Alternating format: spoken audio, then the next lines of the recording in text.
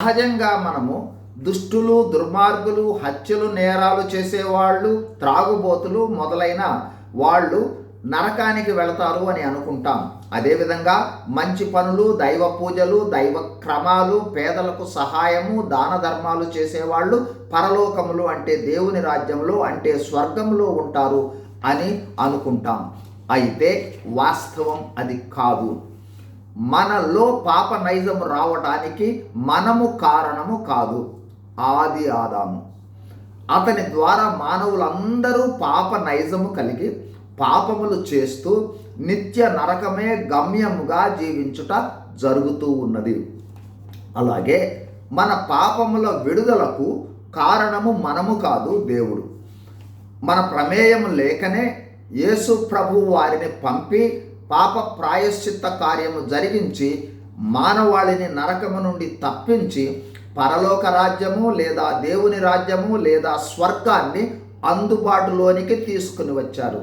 ఇక మన గమ్యము మనము ఎంపిక చేసుకోవాల్సిందే.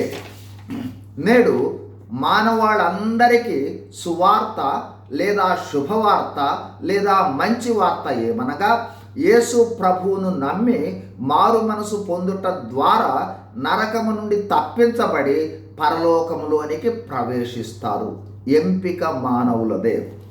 కావున నరకమునకు వెళ్ళుటకు కారణము ప్రజలు యేసు ప్రభువును నమ్మక స్వచ్ఛందముగా తమ గమ్యాన్ని వారే ఎంపిక చేసుకొనుట. అంటే యేసు ప్రభువును, యేసు ప్రభు వారి సువార్తను త్రోసిపుచ్చుట, అంగీకరించకపోవుట, అంగీకరించటానికి ఆలస్యం చేయుట. అంటే సువార్త దగ్గరకు వచ్చినప్పుడు స్పందించి మారు మనసు, పాప పశ్చాత్తాపము పొందక ఆలస్యం చేస్తూ దేవుని చిత్తానికి లోబడక స్వచ్ఛందమైన జీవితము జీవించుటయే నరకమునకు వెళ్ళుటకు కారణము.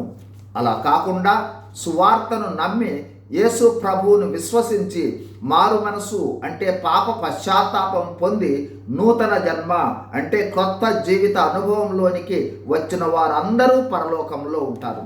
ఒకవేళ సాతానుడు ఇంకా సమయం ఉందిలే అని మిమ్మల్ని మభ్యపెడుతూ ఉన్నాడేమో, జాగ్రత్త. మన జీవితం ఏ క్షణంలో ముగుస్తుందో తెలియదు. ప్రభు రాకడలో తన వారిని తీసుకుని వెళ్ళుటకు ఏ క్షణంలో వస్తారో తెలియదు. కావున సువార్తను నమ్మండి, యేసు ప్రభువును విశ్వసించండి, నరకము నుండి తప్పించబడి పరలోక ప్రవేశం పొందండి. God bless you. Thank you.